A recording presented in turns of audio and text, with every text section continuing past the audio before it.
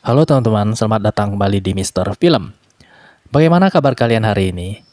Semoga saja kalian semua selalu dalam keadaan sehat, berkecukupan, dan tidak kurang suatu apapun di dalam hidup kalian. Untuk menemani waktu santai teman-teman, kali ini saya ingin menceritakan kembali sebuah film nostalgia penuh kenangan yang pernah menemani masa kecil, mungkin beberapa dari kita, terutama generasi tahun 90-an. Siapa lagi dia si botak lucu menggemaskan ini kalau bukan Boboho. Dengan judul film Shaolin Popeye kedua, Messi Temple, dan inilah dia teman-teman, alur cerita filmnya. Cerita di dalam film ini dimulai ketika dua orang penjahat super yang bernama Lemon Merah dan Lemon Kuning diutus oleh guru mereka yang bernama King untuk berangkat ke kuil Shaolin untuk membunuh seseorang yang bernama Master Minpi. Jadi, singkat cerita, mendapatkan titah dari sang guru, berangkatlah mereka menuju kuil Shaolin untuk menjalankan misinya itu. Sementara itu di atas gunung, di sebuah kuil Shaolin, hiduplah dengan damai sepasang kakak beradik yang bernama Xiaolong dan Boboho, bersama dengan paman guru dan kakek gurunya.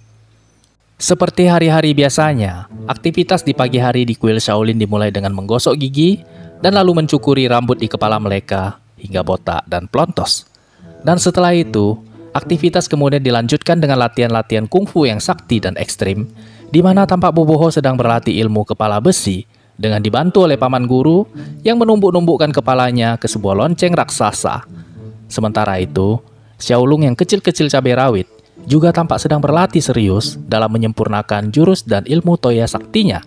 Begitulah aktivitas dan kegiatan mereka sehari-hari di kuil Shaolin yang berada di atas gunung yang damai dan jauh dari keramaian kota. Walaupun pada masa ketika itu belum ada Facebook, Instagram, dan sosial media lainnya, apalagi HP Android, namun kehidupan mereka yang sederhana itu sangat senang dan bahagia. Satu-satunya hiburan yang mereka miliki adalah kontes menangkap lalat yang berterbangan ke sana kemari ketika mereka sedang makan. Mereka akan menunjukkan kesaktiannya masing-masing dalam menangkap lalat. Namun seringkali mereka semua selalu kalah dengan Boboho yang sekali bom, semua lalat langsung berjatuhan dan mati seketika. Setiap beberapa lama sekali, paman guru akan mengajak Xiaolong dan Boboho untuk turun dari gunung dan mencari sumbangan untuk kuil Shaolin. Hehehe. Namun sebagian besar sumbangan yang mereka dapatkan akan mereka gunakan untuk makan sekenyang-kenyangnya sebelum mereka pulang kembali ke kuil Shaolin. Sementara itu, Lemon Kuning yang mendapatkan misi dari gurunya sedang bersiap-siap untuk membajak sebuah mobil yang akan mengantarkan sebuah kue ulang tahun untuk kakek guru. Lemon Kuning menghentikan mobil tersebut dan kemudian melumpuhkan sang supir. Dia kemudian menambahkan sebuah dinamit mini berbentuk sebuah lilin ulang tahun dan lalu mengantarkan kue tersebut ke kuil Shaolin. Namun untung saja paman guru yang pintar berhitung segera menyadari bahwa lilin yang menandakan umur di kue ulang tahun gurunya tersebut ternyata lebih satu buah. Paman guru kemudian segera mengembalikan lilin yang lebih itu kepada Lemon Kuning dan meletuslah Lemon Kuning. Merasa misinya di siang bolong tidak membuahkan hasil, pada malam harinya, Lemon Kuning kembali lagi ke kuil Shaolin untuk melancarkan aksinya. Kali ini dia menggunakan sebuah peledak jarak jauh karena sudah trauma dengan bom jarak dekat. Namun ketika penjahat super yang satu ini sedang sibuk menyiapkan gulungan kabel pemicu bom, tiba-tiba saja Xiaolong keluar dari kamarnya karena kebelet pipis. Sambil terkantuk-kantuk, Xiaolong kemudian menginjak tuas pemicu ledak dan meletuslah lagi Lemon Kuning. Pada suatu hari ketika paman guru dan Boboho sedang menyusuri sungai untuk mencari ikan, mereka melihat seorang wanita yang sedang melamun sendiri di tepi sungai. Paman guru yang tidak kuat melihat wanita cantik kemudian bertanya kepada wanita tersebut apakah ingin menangkap ikan. Namun tak disangka-sangka, wanita itu justru berkata kepada paman guru bahwa dia sudah bosan hidup dan ingin bunuh diri. Mendapatkan jawaban yang mengkagetkan seperti itu, paman guru kemudian membawa wanita tersebut ke kuil Shaolin untuk bertemu dengan kakek guru. Setelah sampai di kuil Shaolin, diketahui bahwa nama wanita tersebut adalah Xiu Hung. Xiu Hung kemudian menceritakan kepada kakek guru bahwa dia sangat miskin dan naas. Pada saat usianya 3 tahun, dia dijual oleh orang tuanya dan kemudian diadopsi oleh seorang ayah yang sangat biadab. Ketika dia berumur 7 tahun, dia diperkosa oleh ayah angkatnya tersebut. Dan pada saat usianya 12 tahun, dia dijual oleh ayahnya untuk menikah dengan seorang pria. Pada saat usianya 15 tahun, suaminya meninggal. Dan setelah suaminya meninggal, ayahnya kemudian membawanya pulang untuk dijual ke rumah bordir. Mendengar kisah sedih yang diceritakan oleh Xiu Hung, Kakek guru kemudian dengan setengah tertawa tetapi juga menangis, lalu berkata kepadanya bahwa walaupun Si Hung sangat sial, namun dia tidak boleh tinggal di kuil Shaolin karena dapat melanggar aturan. Mendengar dirinya ditolak, sambil menangis Si Hung kemudian berlari meninggalkan ruangan.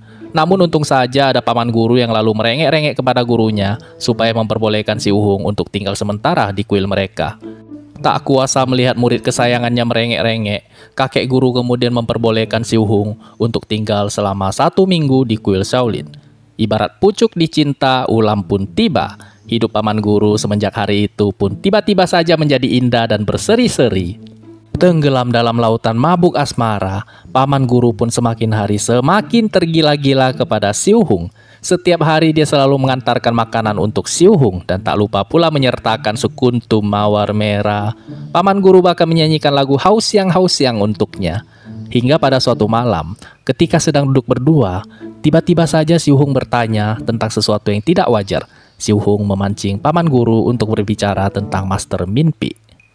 Karena tidak menaruh curiga sama sekali, paman guru kemudian menceritakan kepada Si Hung semua yang dia tahu tentang Master Min Pi, beserta di mana letak tempat persembunyiannya selama ini.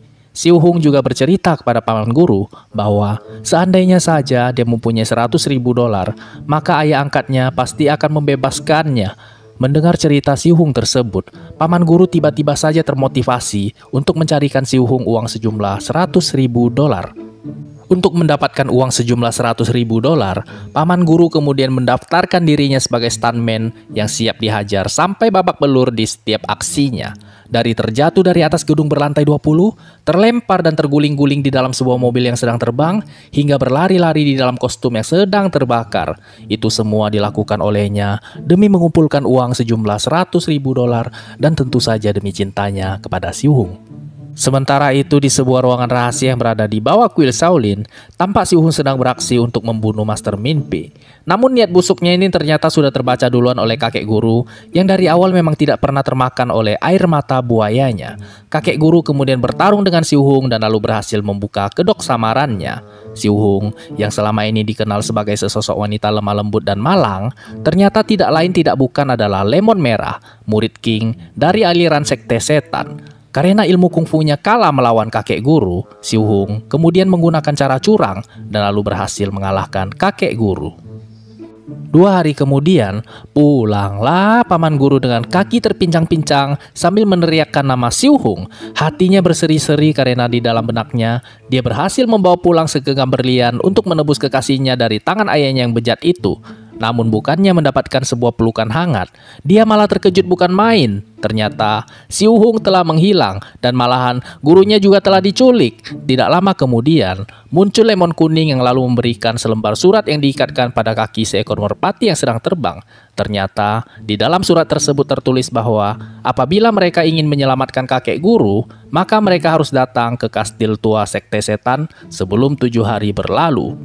Mendengar kakek guru kesayangan mereka telah diculik dan terancam nyawanya, paman guru, Xiaolong dan Boboho segera menggunakan waktu yang diberikan untuk berlatih segiat-giatnya dan menyempurnakan jurus-jurus andalan mereka.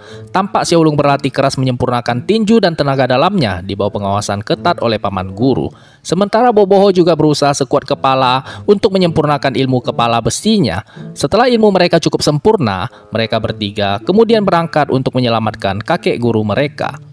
Namun sebelum mereka diizinkan untuk bertarung dengan dunia luar, aturan kuil Shaolin mengharuskan mereka menghadapi 9 manusia tembaga penjaga kuil Shaolin. Mereka kemudian membagi tugas dengan adil. Xiaolong akan bertarung menghadapi 9 manusia tembaga, sementara paman guru dan Boboho akan menonton dan memberikan semangat kepada Xiaolong. Satu persatu manusia tembaga berusaha untuk menghajar Xiaolong dengan tongkat emasnya. Namun tampaknya usaha dan latihan keras Xiaolong selama ini tidaklah mengkhianati hasil. Satu persatu manusia tembaga dipukul mundur oleh Xiaolong dengan pukulan dan tendangan mautnya. Setelah 8 manusia tembaga berhasil dikalahkan oleh Xiaolong, muncullah manusia tembaga ke-9 yang terkenal dengan ilmu kepala besinya. Ternyata, kerasnya kepala manusia tembaga yang satu ini bukanlah sekedar isapan jempol belaka. Tidak kehabisan akal, Xiaolong kemudian mengambil sebongkah batu dan lalu menghajar kepala si manusia tembaga hingga dia terampun-ampun. Setelah berhasil mengalahkan 9 manusia tembaga, berangkatlah Paman Guru, Xiaolong, dan Boboho menuju kastil tua aliran sekte setan untuk menyelamatkan kakek guru mereka. Ketika mereka bertiga berjalan memasuki kastil, mereka melihat kakek guru mereka sedang diikat di sebuah kursi listrik. Xiaolong dan Boboho segera menghampiri sang kakek guru dan berniat untuk membebaskannya. Namun tiba-tiba saja muncul 4 orang kakak-kakak setengah cantik berbadan bongsor seperti King Kong yang langsung melompat ke arah Xiaolong dan lalu mengeroyokinya. Melihat Xiaolong dikeroyok, Paman Guru segera maju dan bermaksud untuk membantunya. Namun tiba-tiba saja dia dihadang oleh lemon kuning dan lemon merah yang juga ikut-ikutan meloncat ke arahnya. Paman Guru kemudian bertarung habis-habisan melawan lemon kuning, sementara Xiaolong tampak cukup kewalahan karena harus bertarung melawan 4 orang sekaligus. Baik Paman Guru maupun lemon kuning sama-sama melayangkan bogemnya tanpa ampun dan berusaha untuk saling mengalahkan. Setelah hampir sama-sama kehabisan tenaga, Paman Guru akhirnya berhasil mengalahkan lemon kuning. Sementara itu, Xiaolong yang sedang berkelahi tampak sedang kewalahan dan terlempar ke sana kemari karena dikeroyok oleh 4 orang kakak-kakak jadi-jadian. Merasa energinya tidak cukup tinggi, Xiaolong kemudian terpaksa mengeluarkan botol susu andalannya dan langsung meminum susu dari botolnya tersebut. Setelah meminum susu dari botolnya itu, energi Qi di dalam tubuh Xiaolong langsung meledak-ledak dan hanya dengan 4 kali kibau saja, keempat orang kakak-kakak yang mengeroyokinya tadi sudah nempel seperti cicak-cicak di dinding. Sementara itu, tampak Paman Guru yang sedang menerima pukulan yang membabi buta dari lemon merah alias Xiu Hong, tetapi tampak tidak memberikan perlawanan sama sekali. Heran karena tinjunya diterima mentah-mentah, Xiu Hong kemudian bertanya kepada Paman Guru kenapa dia tidak melawan. Namun dengan jantannya Paman Guru kemudian berkata kepada Xiu Hong bahwa dia tidak akan melawan karena dia cinta mati kepada dirinya. Mendengar jawaban Paman Guru, Xiu Hong pun seketika itu juga langsung jatuh cinta kepada dirinya. Namun ternyata pertarungan di kastil tua aliran sekte setan ini belumlah berakhir. Tiba-tiba saja Boboho diserang oleh 2 orang master kungfu. Melihat saudara kesayangan tersebut dipukuli, Xiaolong segera menerjang masuk dan seketika itu juga langsung terlibat perkelahian dengan kedua master kungfu. Ternyata ilmu bela diri Xiaolong belumlah cukup tinggi untuk melawan kedua master kungfu ini. Xiaolong melambung ke sana kemari menerima pukulan dan tendangan dari kedua master kungfu tersebut. Dan ketika Xiaolong mencoba untuk meraih botol susu andalannya, trik tersebut pun ternyata sudah diketahui oleh sang master kungfu. Mendapatkan serangan bertubi-tubi yang membuat dirinya terluka parah, Xiaolong berusaha untuk merangkak pergi dan keluar dari perkelahian. Namun untung saja ada lemon merah yang segera berlari ke arahnya dan segera menawarkan bantuan asupan nutrisi. Mendapatkan tawaran dari calon bibi gurunya ini, Xiaolong pun tidak menyia-nyiakan kesempatan dan langsung melompat ke arah lemon merah. Setelah mendapatkan asupan gizi yang cukup dari calon bibi gurunya, Xiaolong pun tiba-tiba saja mengeluarkan jurus mabuk dan kembali bertarung dengan kedua master kungfu tersebut. Alhasil, setelah bertarung beberapa saat, kedua master kungfu tersebut roboh di tangan Xiaolong. Setelah semua lawan di kastil tua aliran sekte setan tumbang, sekarang muncullah musuh yang sebenarnya, yaitu King, guru dari aliran sekte setan. Di saat yang bersamaan, tak disangka-sangka ternyata muncul juga Master Minpi, adik dari kakek guru. Master Minpi segera menyerang King dan langsung terlibat pertarungan habis-habisan dengannya.